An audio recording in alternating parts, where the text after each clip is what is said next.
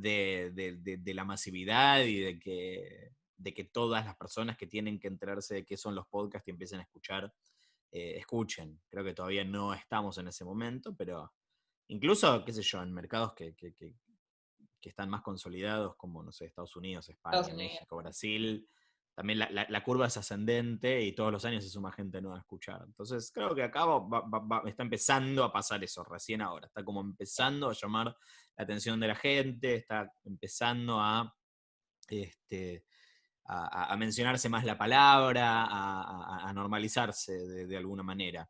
Sí. Creo que también tiene que ver con que hay más cosas para escuchar, con que hay mejores cosas para escuchar también.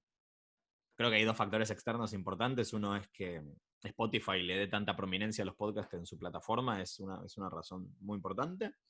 Y creo que también el hecho de que gente que pertenece que ya genera contenidos en otros medios, ya sea tradicionales o alternativos, como, no sé, la radio y la tele, o youtubers, empiecen a experimentar con contenidos en formato podcast. Entonces eso me parece que hace que gente que nunca había escuchado un podcast, pero que sigue a esa persona o a esas personas, entre, entre a ver qué onda esto de los podcasts. Sí.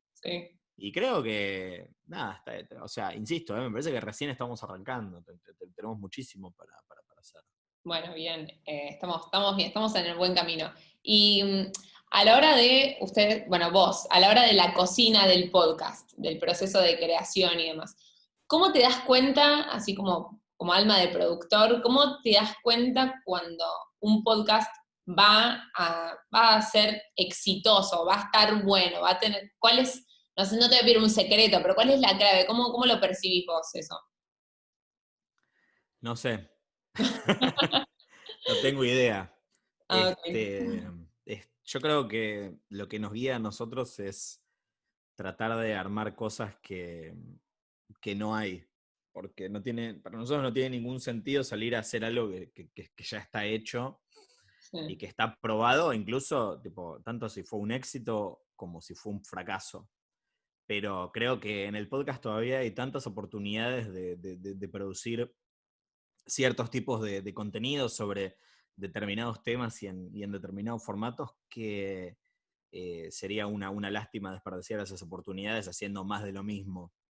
Y me parece que con las cosas con las que nos fue bien y con las cosas que nos fue mal, nos guiamos por lo mismo.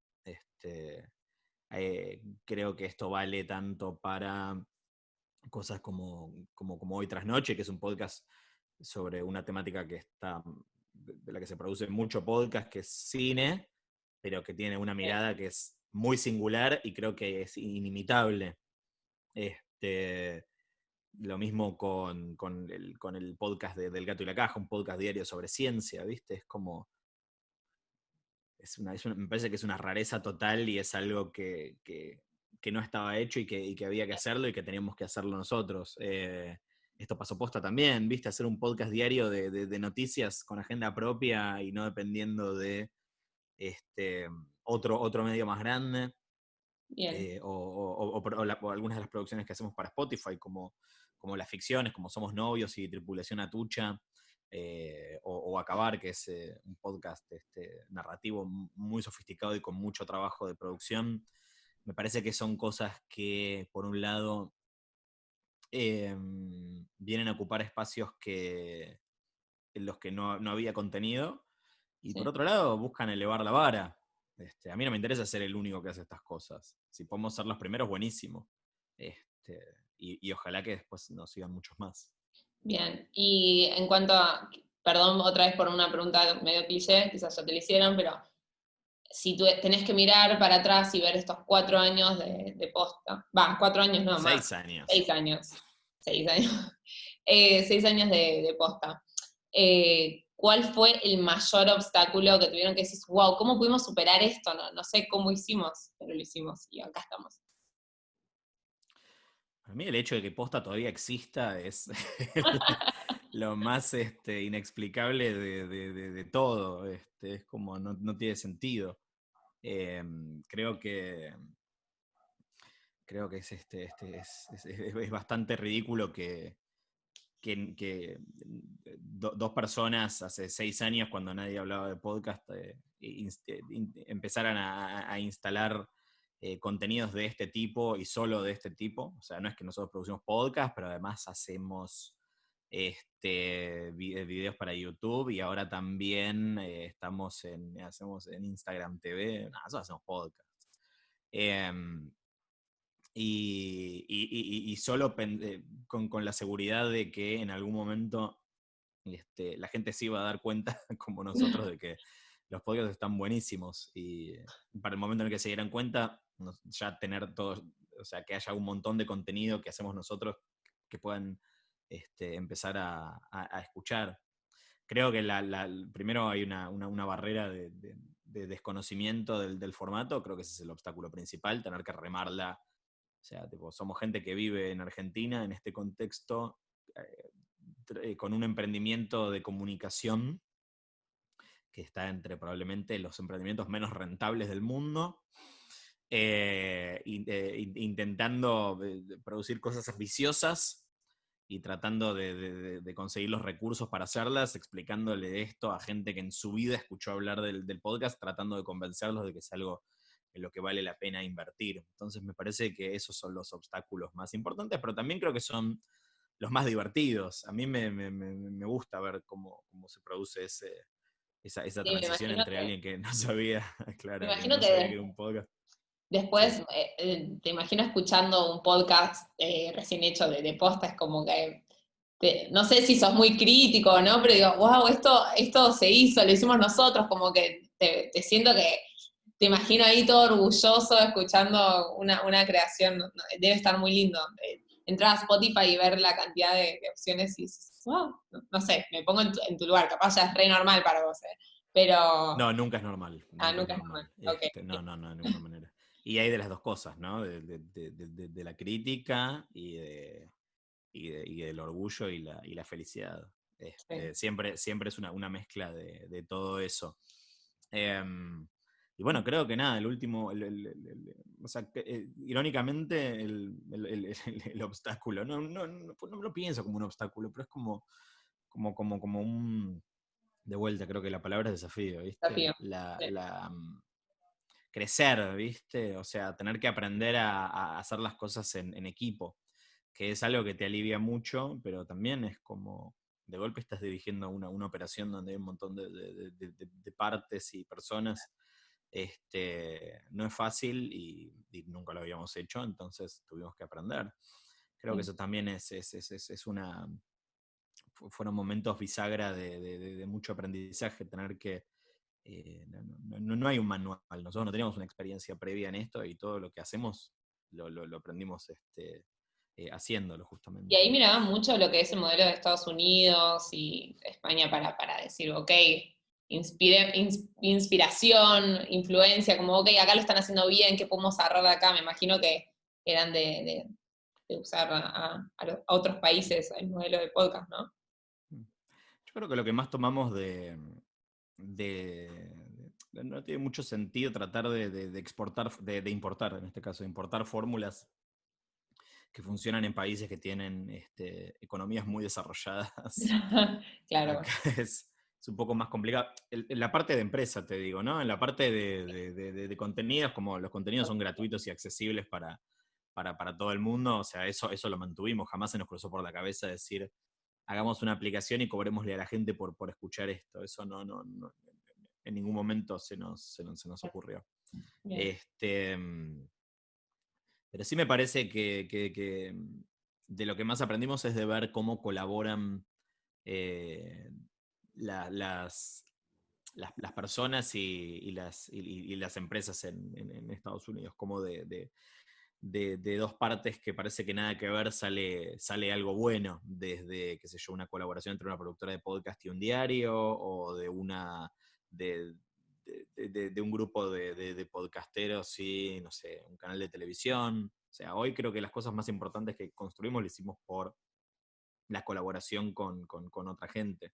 Desde, qué sé yo, no sé, los podcasts que hacemos con HBO HBO, como bueno, la gran cantidad de contenido que producimos para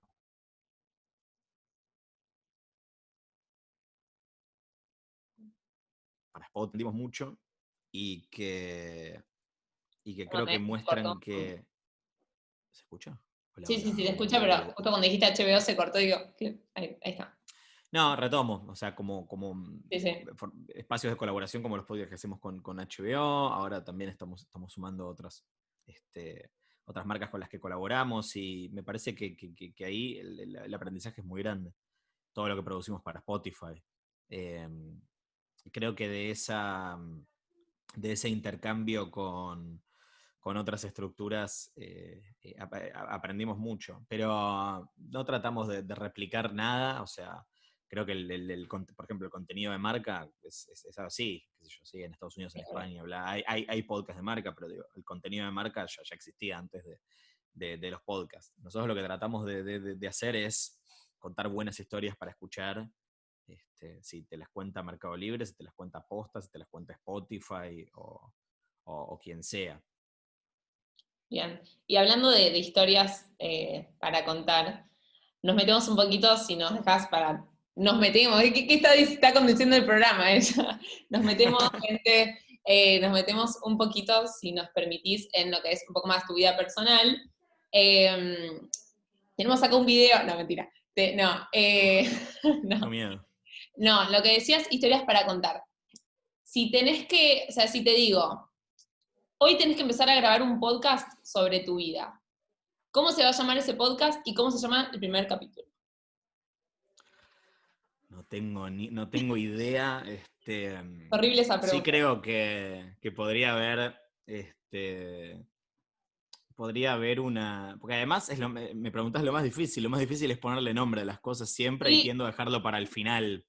sí, eso te iba a preguntar. ¿Qué onda el Generalmente, nombre? generalmente las cosas no nacen con nombres, son muy, muy pocos los casos que el Mira, proyecto ya tiene es nombres. como está todo el proyecto y después dicen, bueno, ¿cómo hacemos el brainstorming para el nombre bien al final? No, surge en alguna parte del proceso, generalmente. Ok. Pero creo que podría arrancar con un Luciano de niño en su casa grabando cassettes, No, grabándose a sí mismo y jugando a la radio. Me parece que es un poco como se puede trazar como una línea entre, qué sé yo, eso. En la secundaria, en mi escuela había un estudio, entre comillas, un estudio de radio, pero había un estudio de grabación, ¿no? De radio, en el que hacíamos un programa de radio para la escuela, en el que descubrí, tipo, sí, obvio que es esto a lo que me es quiero esto, dedicar cuando termine el colegio. es por acá. O sea, toda tu vida más o menos lo Y claro, sí, pasan 15 años, pasan 15 años, esto. Creo Bien.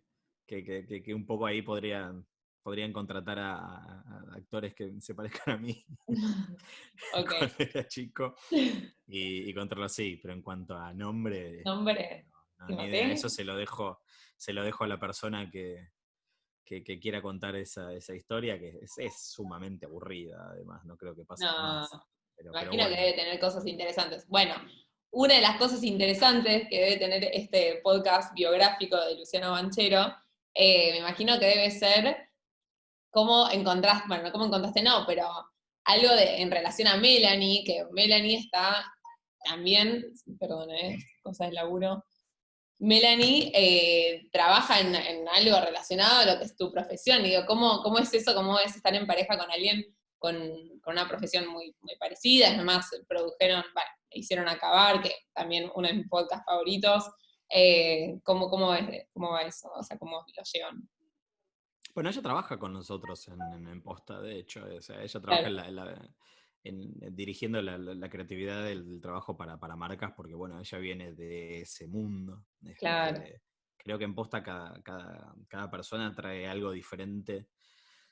Pasamos de ser dos personas ocupándose de todo a encontrar a las personas ideales para cada rol. Y creo que hoy sí, todo el trabajo que hacemos para marcas no lo podríamos hacer sin Mel. Oh, Eh, y, y cómo es trabajar, ¿no? Es fantástico, es espectacular. De hecho, Pero ahora estamos justo sí. en pleno